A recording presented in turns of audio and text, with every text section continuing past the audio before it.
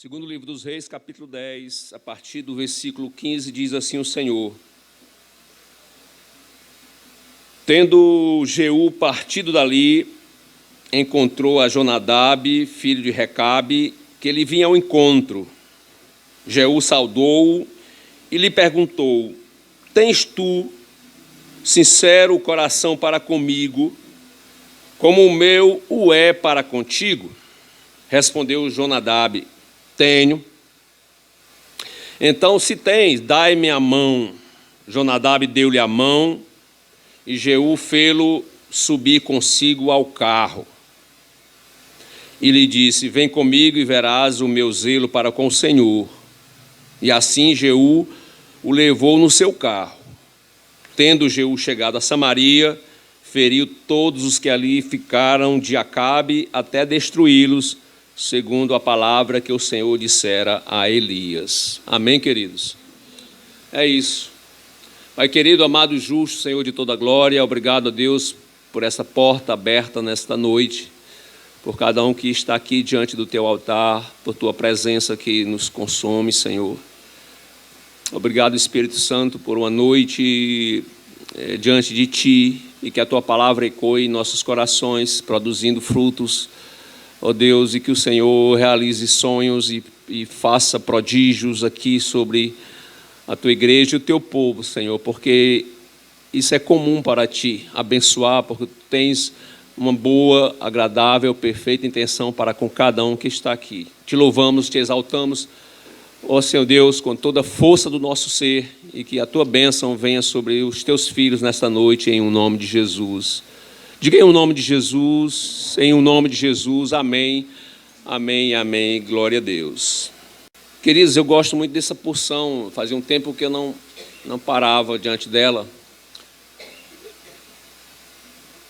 E gosto por muitas razões. Um é que ela impõe uma força e um dinamismo muito grande. É uma cena muito cheia de mover. Ela acontece sobre as rodas de um carro de guerra. E ela discursa sobre movimento, como é a vida. A vida, por mais que pareça parada, ela está em franco movimento. E coisas simples como esse encontro aqui, elas ecoam para o dia do amanhã. Tudo fazendo muito sentido. Quem sabe, nessa figura de um carro de guerra, nos solavancos, né, da vida, a gente descubra que o Senhor, Ele acorda sonhos. Acorda chamados. O Senhor acorda propósitos. E aí a gente vê que nós, quando aceitamos um chamado do Senhor, nós seguimos com Ele adiante em busca de uma conquista. Conquista que não é nossa, não é só nossa, é dele, é reino. Compõe uma história. Engrenagens se juntam, a roda gira, as coisas acontecem, a gente descobre o lugar certo, o tempo certo, a ação certa para se alinhar com Deus. Por isso a palavra grita, por isso as mãos se erguem, por isso o Espírito Santo estende as asas sobre a igreja, por isso os anjos se agitam. Por isso as lágrimas descem quando oramos. Algo está acontecendo, algo está se movendo nesse silêncio.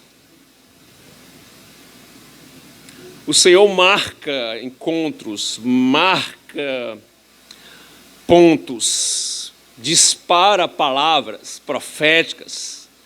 E aí nós corremos para fazê-las acontecer. A profecia é justa, é fiel e verdadeira, e espera cair em corações com esse quilate, com gente que crê de verdade, com gente que navega nas mesmas águas, sente o mesmo perfume, se move nas mesmas intenções. Deus, afinal, se ajunta com o seu povo. Emanuel está na terra. O Espírito Santo nos convence do pecado, do juízo e da justiça.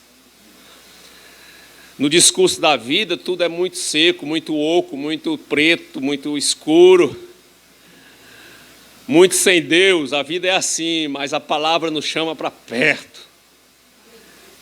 A palavra fala ao espírito, ao coração, e a gente descobre que há um reino, que há um mundo maior do que esse, em que os pés estão atolados. Há um mundo onde as asas estão livres, onde Pedro, à mercê da oração, das orações do povo, da igreja, é livre. Onde o povo descobre que Egito não é terra para a gente de Deus. A escravidão, o tempo da angústia é só um aprendizado. Deus tem Canaã, Deus tem um propósito, Deus tem uma promessa. Eu gosto dessa cena porque eu vejo aqui 3 elementos que são importantes para a gente viver. E eles estão aqui ajuntados, volto a dizer, sobre as rodas desse carro de guerra. Não é à toa que é num carro de guerra, porque a vida é uma guerra que precisa ser bem vivida. O primeiro elemento que eu vejo aqui é algo que parece repetitivo e, às vezes, por tanto se falar, perde um pouco a eloquência, a graça, mas vou voltar a dizer. O primeiro elemento que eu vejo aqui nesse texto é propósito. Propósito de Deus em todas as coisas. Talvez você já tenha se perguntado, não sei, a si mesmo, em algum momento da vida, a razão de ser, a razão de você viver, o porquê das coisas, porquê eu, porquê a minha vida, porquê isso. Talvez você já tenha parado para pensar. Nesta noite eu estou aqui para tentar, pelo Espírito, responder algumas coisas. Eliseu, ele foi um cara muito fácil de ouvir a voz do Senhor, muito ligado com o Espírito Santo. Aí um belo dia, eu li esse texto aqui no capítulo 10, deste livro 2 de Reis, mas no 9 tem Deus chamando Eliseu para ele ungir um novo rei sobre Israel. Aí ele chama um discípulo seu e diz para ele cumprir essa tarefa. Vai lá onde estão os capitães de Israel e unge Jeú como rei. E era improvável isso, que fosse Jeú, o escolhido. Porque Jeú, ele é, você sabe disso, filho de Josafá, rei em Judá. Quando os reinos estavam divididos, Judá para um lado, Israel para o outro, e Jeú era de Judá. E Deus está dizendo para Eliseu ungir um rei para Israel. Mas a gente entende que Deus tem um tempo, Deus tem um jeito, Deus tem um prazo, Deus tem uma forma de fazer. E o discípulo vai e chega diante dos homens de Israel, dos generais, aponta o dedo para Jeú e diz: eu preciso te dizer algo. Jeú não entende e pergunta: é para todos a conversa? Para todos? Ele diz: não, é para você. E o chama para intimidade, não diz mais nada, puxa de um chifre com azeite e verte esse chifre sobre a cabeça de Jeú e diz: Deus está te levantando, rei sobre Israel. E ele chega de volta diante dos seus generais e diz para eles o que aconteceu, e eles entendem. É impressionante como o Espírito Santo ajunta, convence, une a gente. Gente, não é fácil você juntar pessoas iguais, quanto mais diferentes. Fazer igreja. Nos ajunta. E depois Deus nos convenceu um rumo, um mote, uma obra para tantas igrejas. No meio de tantas igrejas, digo melhor, uma obra específica. Hoje a gente sabe de tudo. Hoje a gente sabe o que está acontecendo aqui e acolá. Aí Deus diz, mas essa igreja, eu afino esse povo para essa obra aqui. A gente descobre que essa obra não é única, nem a melhor, nem a maior, mas ela é importante, ela é preciosa, é tesouro para Deus. A junta daqui, com a dali, com a da outra ali, da esquina. E vai formando um corpo, é a obra de Deus, ganhando uma cidade, um país, uma nação, e o mundo inteiro Deus faz assim. E a gente descobre que Deus conta com a gente nessa pequena obra. Tudo isso é Deus que convence. Aí o Espírito Santo fala com aqueles generais de guerra que aquilo é plano de Deus. Aí eles se dobram diante do novo rei, ainda vestido como eles, em armadura de guerra. Mas eles descobrem que a unção o faz diferente. E eles tiram vestes, colocam seus pés e dizem, nós estamos contigo para guerrear as tuas guerras. Que lindo, hein? E agora a gente toma isso tudo para a gente como igreja, para dizer ao Espírito Santo nesta noite, estamos juntos, para guerrear as tuas guerras, Senhor. Para viver o teu reino aqui, para saltar deste mundo pelas janelas da vida e dizer, eu tenho um reino para viver. A minha vida não é contada por essas 24 horas que eu estou vivendo. Há algo maior que me abraça, há um olhar melhor que me vê, há um Deus que rege a gente aqui na terra. A gente consegue obedecer a voz do Espírito. E aí as coisas começam a acontecer no padrão de Deus.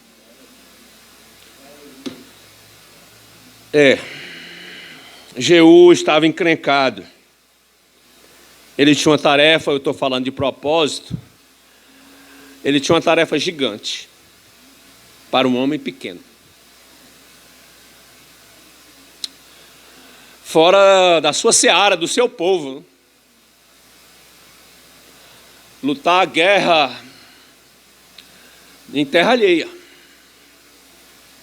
Mas ele tinha uma tarefa de limpar Israel da turma de Acabe, de Jezabel e companhia. Eles haviam prejudicado não só pessoas, mas uma nação inteira. Perverteram a fé, colocaram os carros dos seus interesses pessoais à frente dos bois. E Deus precisava ajeitar isso. Eu trago isso para a nossa história, a nossa vida. Eu não sei de onde você saiu, mas o Senhor nos chama para alinhar a vida, para restaurar a história, para curar a existência. Nós precisamos ser vasos abertos para o derramar de Deus, de algo novo, de vinho novo, de um novo conteúdo de fé e esperança. As informações agora precisam vir de Deus para mudar a gente. Precisam bater na rocha do coração, forjado ali por tudo na vida. Uns ficam indiferentes, outros distantes, outros alienados, alguns egoístas, outros medrosos, e Deus precisa arrumar esse exército.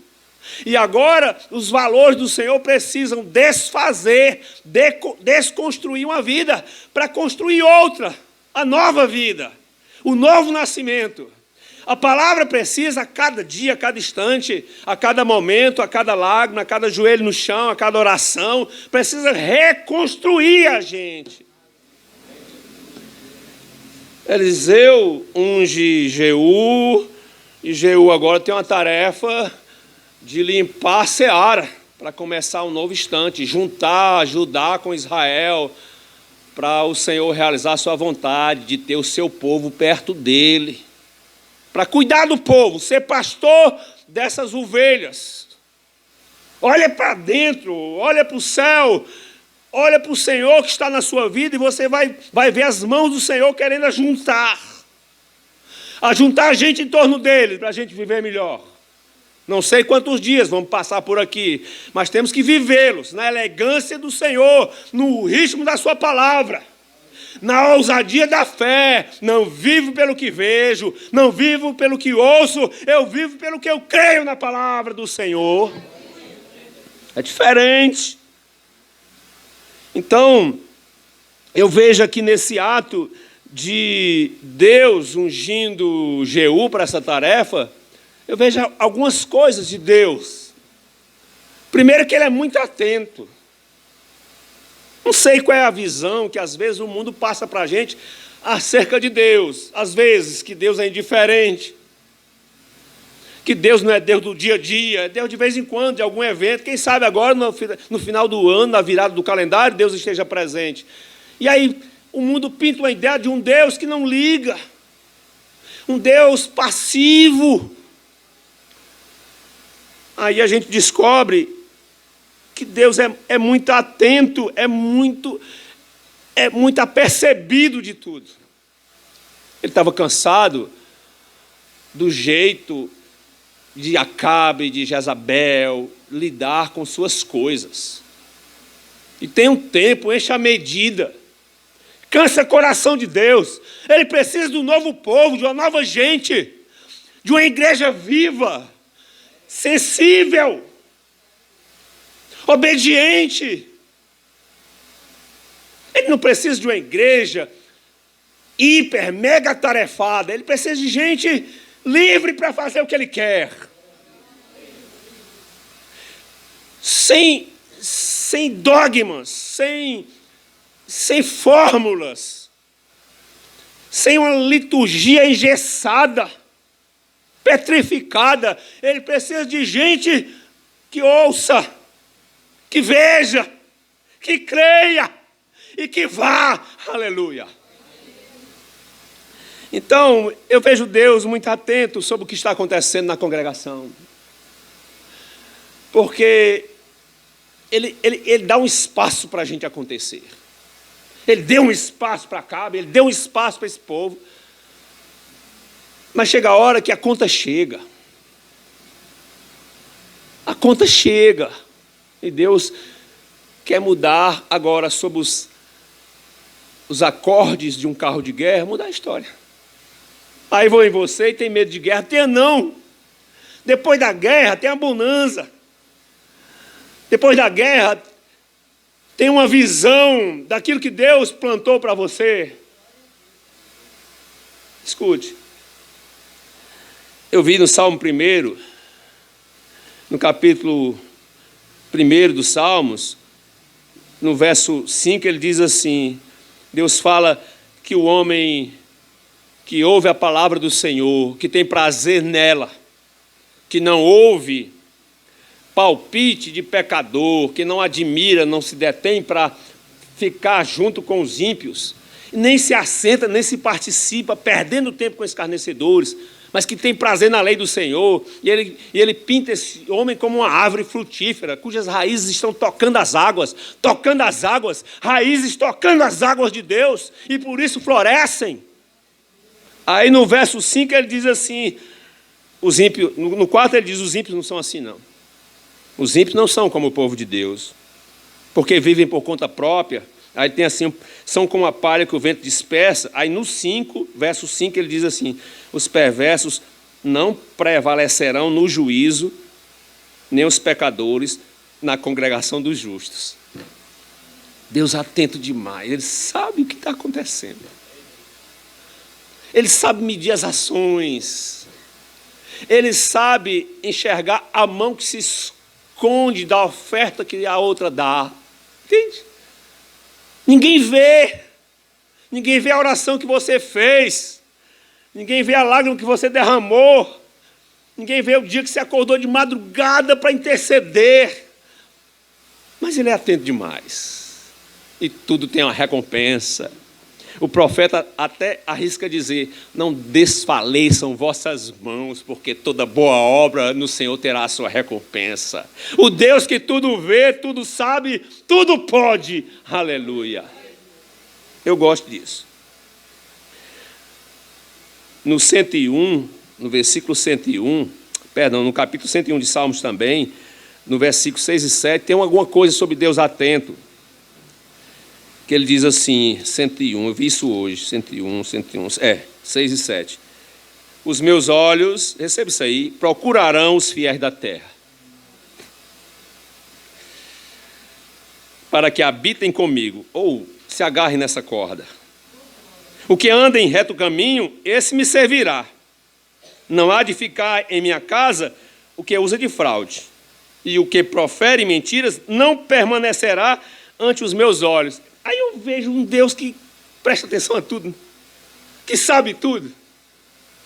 Porque às vezes a gente cansa. Sabe, fidelidade é um acompanhamento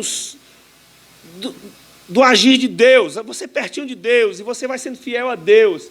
E às vezes o mundo impõe um cansaço de ser fiel. Para que ser tão fiel? Para que ser tão exigente? Não tem ninguém vendo. Aí às vezes a pessoa cansa e relaxa. Eu penso que o inimigo ele é um craque em fazer você se cansar das coisas de Deus e da palavra. Tem uma palavra que está resplandecendo no seu espírito, sendo verdade, e toda palavra que é verdade para você, ela conquista o que tem no seu conteúdo, no seu bojo, a sua promessa, a força da promessa que você crê, ela é sua. Aí o inimigo, sabe o que ele faz? Ele tenta apagar a luz dessa promessa, para você esquecer, para você se cansar, para você ser comum, para você achar que Deus está custando. Eu vim aqui para dizer que Ele não custa e Ele não se apressa, porque Ele tem o tempo certo para a sua vida. Aleluia. Ele sabe tudo. A gente não precisa se preocupar em ser justiceiro nem advogado de si mesmo. A gente segue o curso do Senhor. Seja fiel, seja solidário, seja leal, seja honesto, seja generoso, não olhe para quem. Levanta o caído, quem está na estrada, o que não te pode recompensar. Cuida de quem não tem dinheiro para te pagar. Deixa de ser interesseiro, vai pelo interesse do reino. Não espere recompensa, Deus está vendo. Aleluia, faz a obra, não queira aplauso. Às vezes os meninos vêm com uma mega ideia de evangelismo. Eu digo assim, rapaz, não perde tempo, vai evangelizando no ônibus, vai evangelizando no vizinho, isso é evangelismo, isso é o maior evento. Fala com teu colega, com teu amigo, fala com quem está perto. Não precisa caixa de som, não precisa camisa, não precisa panfleto, você é a carta escrita. Aleluia. Escute. Eu vejo Deus atento e Deus que não arreda o pé das suas promessas. O homem cansa, o homem tenta encurtar caminhos, o homem tenta driblar propósitos, mas Deus não arreda pé. Ele levanta Jeú para limpar a seara e para vingar, sabe quem? Os profetas que Acabe e Jezabel mataram. Deus não arreda pé, Deus não, com ele não se brinca. Ele não se esquece das coisas. Há um registro formidável da sua vida. Você vai se assustar quando chegar no céu. Está tudo registrado. Os ais, os suspiros, sabe? Aquele momento mais difícil, como é que você passou, como é que você ficou na sombra, escondido na sombra do zimbro. No deserto, só tinha um zimbro. Uma sombra pequena e cheia de espinhos, e você estava debaixo, aguentando o tempo passar, porque Deus é fiel para cumprir. Deus não arreda pé. Deus não muda de ideia.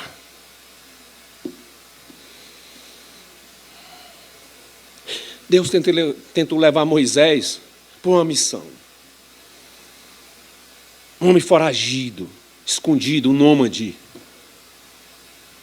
Às vezes a gente tenta se esconder na vida. Não é bom. É desse tipo de timidez que Deus fala. Você se esconder daquilo que Deus quer que você faça. Não é essa timidez de não querer falar, de não ser eloquente. Não, ele está falando da timidez de você não assumir seu papel no reino. Tinha uma missão para você, tem algo para ser feito. Aí ele chama Moisés, e Moisés não se vê capaz. Sei falar, meus lábios são pesados. Aí Deus não arreda pé, porque Deus ouviu uma oração feita lá no Egito: Senhor, não aguento mais não. Senhor, esse faraó está maltratando a gente aqui nessa terra estranha. Deus ouve esse clamor. Ei, Deus ouve seu clamor. Deus ouve as suas orações por sua casa, sua família. Deus ouve as suas orações por seu ministério. Moisés, eu não arredo o pé você. Eu fiz o homem, eu fiz a boca do homem, e eu ponho a palavra na boca do homem. Aleluia. Então eu vejo Deus que não desiste. Deus não respeita a idade. Sabe? Profeta novo, profeta antigo. Não tem idade para Deus. O que Ele precisa é de gente viva. Às vezes eu vejo o novo com o espírito velho. Cansado da vida, da existência. Ó dor. Igual o desenho animado que tem. Eu só não vou dizer não, que vocês vão calcular a minha idade. Ó céus, ó dor. Não. Você pode fazer tanta coisa em Deus, para Deus, por Deus, pelo poder do Espírito. Mas eu vejo gente velha com espírito novo e é bom demais. Aleluia. Um dia eu vi a irmã Zilda Gadelha subindo uma duna. A gente costumava orar numa duna que tinha aqui no Icaraí. Marco, vizinho da Tabuba, umas dunas altas. A gente subia lá para orar e um dia levaram a irmã Zilda. Arranjaram um bugre para subir as dunas, porque a irmã Zilda já é idosa. Como subir? E os jovens começaram a subir. E de repente, a gente olhou lá para trás, o bugre estava parado. Cadê a irmã Zilda? Alguém gritou, ela está aqui. Eu não sei como foi isso, mas ela estava lá em cima. Alguém disse assim, ela passou por aqui, andando ligeiro. Gente com espírito novo. Sabe o que é que dá juventude ao espírito? A palavra. Uma palavra regada com lágrimas, ansiosa. Senhor, eu quero mais de Ti. Aleluia. Fala comigo, Deus. Você acha que você vai ficar sem resposta? Deus, que no meio do caos, no meio do nada, Ele tece, Ele constrói. A gente acha que é apenas uma cena, algo que vai ficar morto nas páginas daquela história. Não, é Deus tecendo amanhã.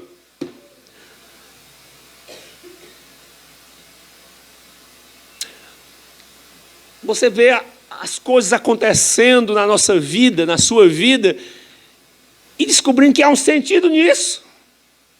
Por que eu passei por essas poucas e boas?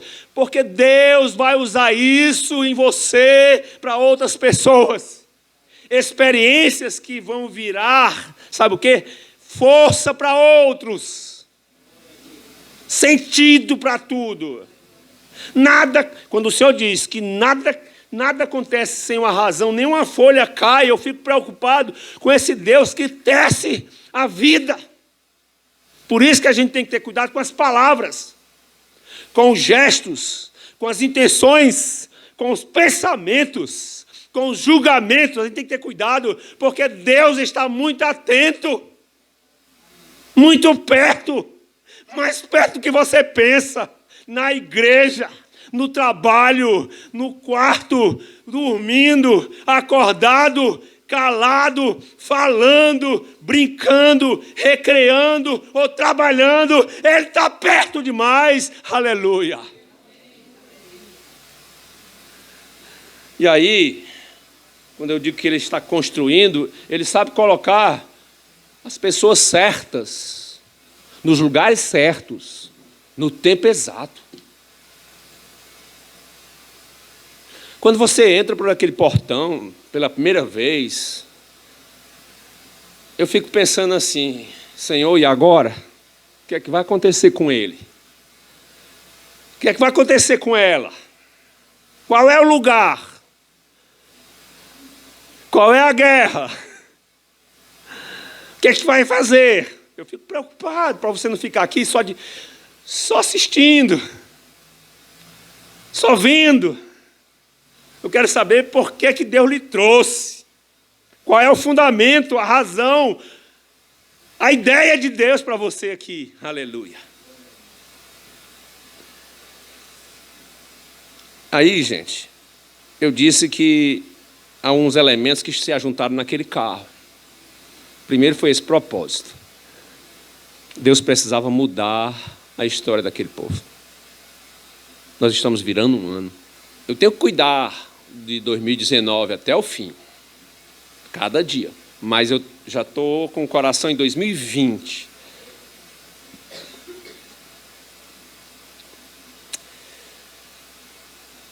Uma coisa é razão, propósito. A outra, sabe o que é? Isso é representado aqui por Jeú. Jeú tinha um propósito.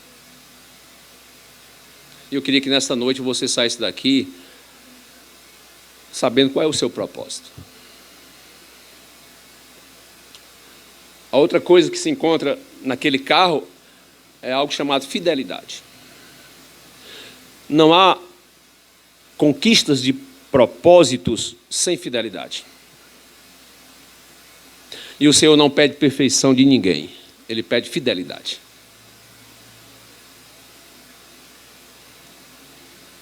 E o que representa fidelidade aqui é Jonadab. Aqui diz que Jeú encontrou Jonadab, que é filho de Recabe. Já foi pregado aqui uma vez, não sei por quem, sobre a história dos recabitas. Quem lembra disso? Pessoas que eram extremamente fiéis. E para dizer de novo como Deus é atento, o Senhor separou um capítulo inteiro do livro de Jeremias 35, sobre os recabitas. De onde esse Jonadab saiu. E lá tem um texto, leia isso depois, Jeremias 35, falando de uma família chamada Recabita, porque o patriarca era Recabe. Eles eram um povo de Canaã. Dizem alguns estudiosos que de origem dos queneus. Não eram da linhagem de Israel, mas se juntaram a Israel e foram acolhidos por Judá. E ficaram tão juntos, tão perto do povo de Deus, que assumiram o culto e a adoração a Deus. E eles eram entendidos, vistos como pessoas extremamente fiéis. Recabe com temor que aquele povo, com o decorrer do tempo, perdesse santidade e adoração, ele estabeleceu regras de conduta seríssimas, austeras, lhes impondo uma vida simples, muito simples. E a razão era para que eles não venham a se envaidecer e perder o sentido do culto a Deus, essa ligação, essa dependência com Deus. Então a regra é: quem é recabita não planta nada para não ficar esperando colheita. Quem é recabita não constrói casas para não ficar apaixonado pelas essas conquistas materiais, para ficar sempre na dependência de Deus. Não plantam vinhas para que não venham a se embriagar com o seu próprio vinho, para não perder a razão. Então, eles eram pessoas que tinham uma conduta muito austera e eram conhecidos por fiéis. Pois bem, aí Deus usa mais adiante Jeremias para dizer assim: Israel, por que vocês são tão infiéis? Porque os recabitas, que não são meu povo, eles obedeciam item por item das regras, das leis estabelecidas por seu pai, Recabe, sem negar nenhuma, fiéis, fiéis, fiéis. Aqueles que são ímpios se tornaram fiéis, e vocês que são fiéis, deveriam ser fiéis, meu povo, se tornaram ímpios na conduta. Então ele usa esse capítulo para dizer assim, propósito só vai, gente, se for com fidelidade, sem mistura, sabe? Vida para Deus, diga vida para Deus, aleluia. Eu achei um texto aqui em Deuteronômio 32, deixa eu ver, que é o Cântico de Moisés, vai lá, 32, é o Cântico de Moisés, lindo demais, depois veja isso em casa. Deuteronômio 32, 4, não, eu vou ler até o 4, vou começar do primeiro. Diz assim, inclinai os ouvidos aos céus e falarei, e ouça a terra as palavras da minha boca, diz o Senhor, não é? Goteje a minha doutrina como a chuva, destile a minha palavra como orvalho, como chuvisco sobre a relva e como gotas de água sobre a erva, porque proclamarei o nome do Senhor. No 4, que eu chamei vocês para lerem, diz assim, eis a rocha, vou dizer de novo, é tão lindo que eu vou dizer de novo, eis a rocha, o Senhor é a rocha, suas obras, escuta aí, receba, suas obras são perfeitas. Hoje é dia para você glorificar a Deus, dizendo, suas obras são perfeitas, porque todos os seus caminhos são juízo. Deus é fidelidade e nele não há injustiça. Ele é justo e reto. Aleluia!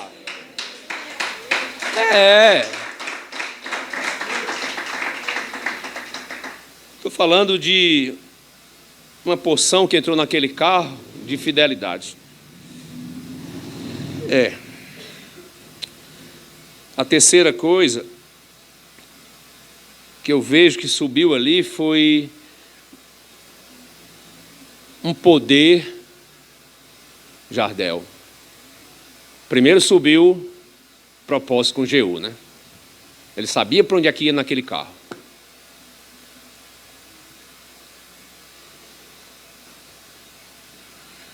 Você também tem um carro aí. A segunda coisa que subiu foi com Jonadab, foi fidelidade. Mas havia um terceiro elemento ali que eu queria que você entendesse nesta noite. Unção de Deus para a conquista. Pastor Timóteo, segura essa aí. Propósito, fidelidade e unção de Deus, poder de Deus para conquistar.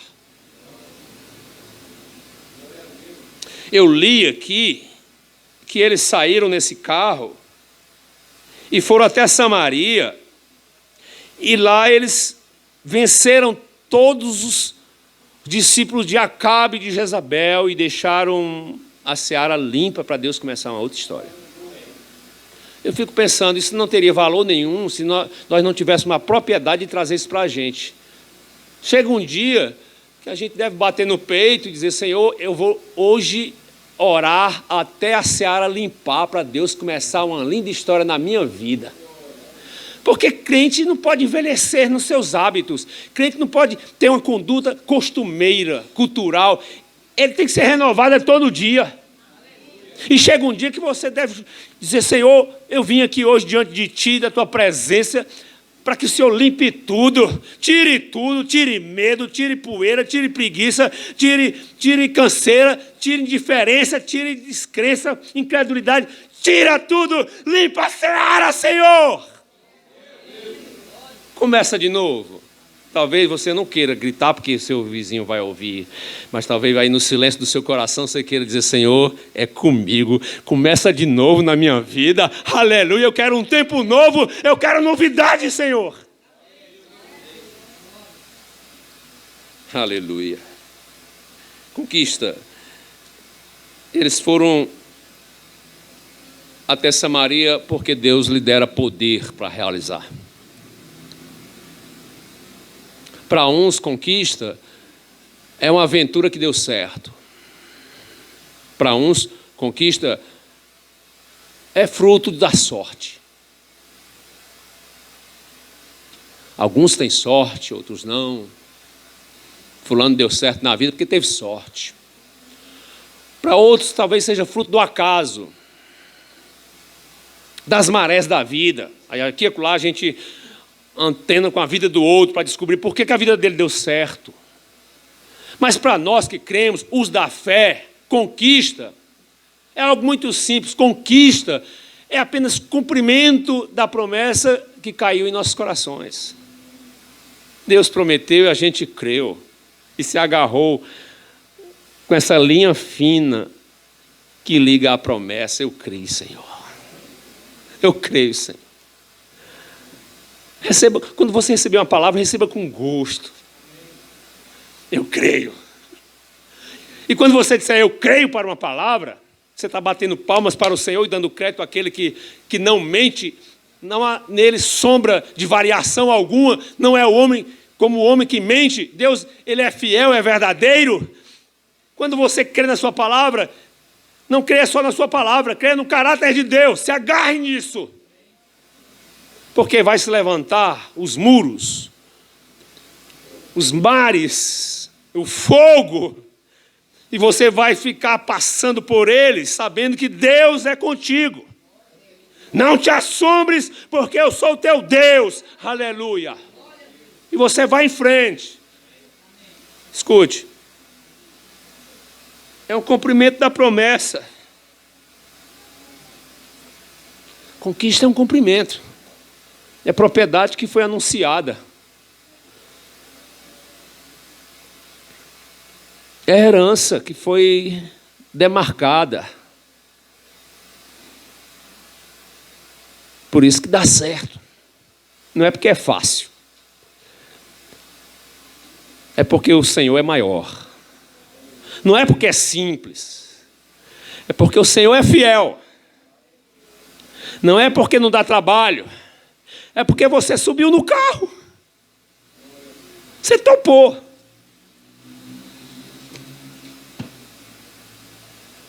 De tudo isso, que me atrai mais nessa palavra é a cena em si. Vamos lá.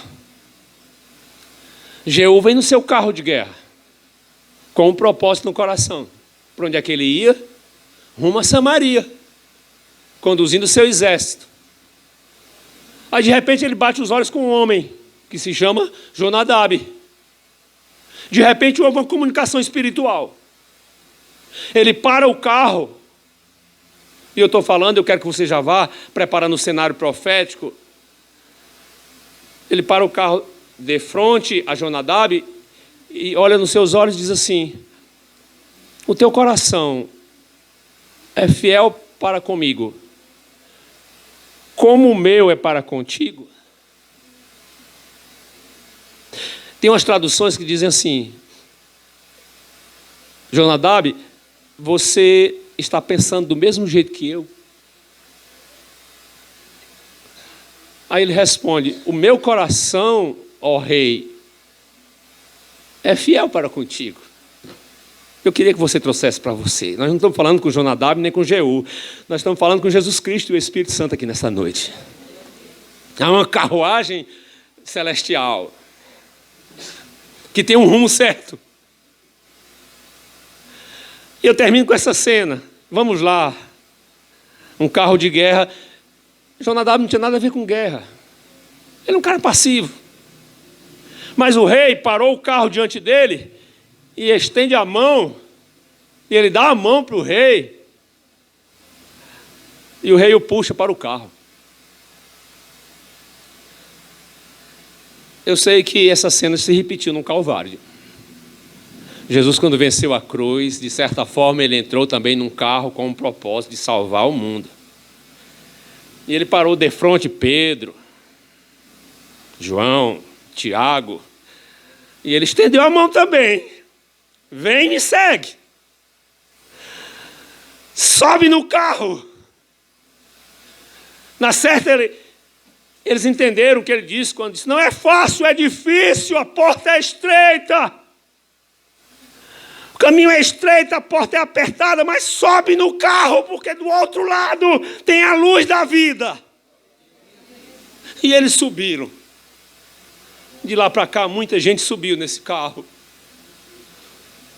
trazendo consigo emblemas de Deus: fidelidade, mansidão, ânimo longo, paciência, testemunho, fé, lealdade, boca santa, olhar sereno, humildade, coisas que a gente leva para a carruagem do Senhor, não é?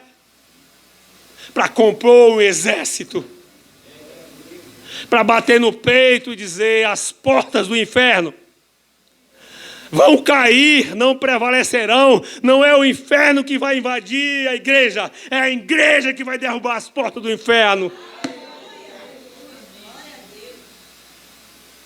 Eu gosto desse gesto. Teu coração é como o meu. Jesus Cristo está fazendo com você agora, porque Ele sabe a natureza da gente. Alguém olha para a gente e diz: esse aí não dá certo para Deus. Quem esse aí vai ser cristão nunca? Quem esse aí, crente evangélico? De jeito nenhum. Mas Deus conhece. Deus é atento demais, vê tudo, vê Bartimeu lá escondido, lá em Jericó, viu Zaqueu no sicômoro, na nossa mangueira, escondido entre as folhas. Desce daí, hoje vai ter um rebuliço na tua casa. Ele conhece a gente. Viu um gadareno, um endemoniado sujo, ferido e ferindo. Aí ele disse: esse aí vai ser meu primeiro missionário evangelista em Decápolis. Vai pregar de mim, vai dizer o que eu fiz com ele. Aleluia. Ele vê. Aí ele convida assim: entra no carro. Eu termino aqui, pastor Timóteo, sem vontade de terminar, mas terminando. Que na realidade a gente precisa subir no carro do Senhor. Porque tem um bocado de gente enchendo a igreja que acha bonito o carro passar. Olha ali, que lindo o carro de Jesus. Que lindo que está fazendo, que obra. Não, o nosso negócio não é ver o carro passar. Nosso negócio é compor, é subir, é dizer: Senhor, eu quero ir. Porque eu sei que em Samaria tem uma guerra para a gente ganhar. Eu tenho uma Samaria para vencer também, Senhor. Quem não tem, vamos, Senhor, com esse teu poder lá em Samaria, limpar a seara.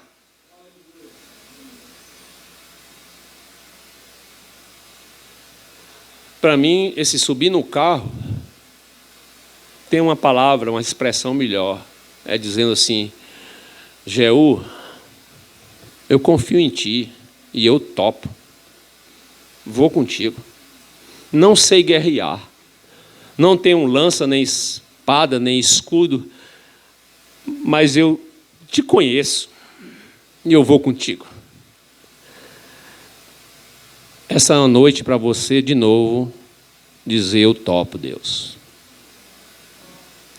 Quando você bota a cara lá fora, que vem aquele espírito querendo abafar a tua fé e se levantar uma certa timidez de testemunho, aí Deus lhe traz aqui nesse lugarzinho, nesse pequeno quartel, para erguer o teu olhar, para você ver lá adiante e você responder para o Espírito Santo: Senhor, eu topo. Eu topo. E esse eu topo parece algo fácil, 2 palavras, mas isso aí corresponde a perdas, severas perdas. Naquele carro não cabem certas coisas. A bagagem é mínima, é só o coração. Jeú, o que é que eu preciso para entrar nessa guerra? Nada, só você e o seu coração. Então deixa para trás uma série de coisas e vem, confia. Ei, está na hora de você voltar a confiar no Deus que pode muito mais do que você pensa e imagina e pede. Infinitamente mais. Voltar a confiar. a construir a sua vida de joelho no chão, jejum e oração, começando o seu dia na presença do Senhor e fechando o dia com um culto de agradecimento. Obrigado, Deus, porque eu estou no teu carro. Aleluia. E você não, o bom é que você não dirige. Você não tem as rédeas da carruagem, mas você está lá. É o Senhor que dirige. Ele que é o motorista. Ele que é o cocheiro. Ele que sabe a direção da vida. Aleluia. Aí você só diz assim, não com a boca, mas com a sua obediência. Senhor, eu topo. E essa é uma noite para você dizer de novo, eu topo. Eu queria que você ficasse de pé no nome de Jesus. Para a gente dizer para o Senhor, eu topo, Jesus. Eu topo. Aleluia. Eu disse que você teria perdas. Mas deixa eu dizer uma coisa para você não fechar o semblante. Lá naquele carrinho de Deus, você vai ter ganhos. Vai ter conquistas. Aleluia. Que mudarão a história. Aleluia. Aleluia. Eu fico pensando assim, que Deus é esse, que faz coisas grandes através de coisas tão simples. Uma carruagem, 2 homens, um encontro, e Deus, através disso, muda a história de uma nação. Se Ele muda a história de uma nação, por que Ele não muda a sua e a minha? Diga comigo, propósito, fidelidade e conquista. Abra os braços, bem alto, e diga assim, vamos repetir tudo, né? Diga propósito, fidelidade, conquista. E agora aproveite suas mãos e dê uma salva de palmas.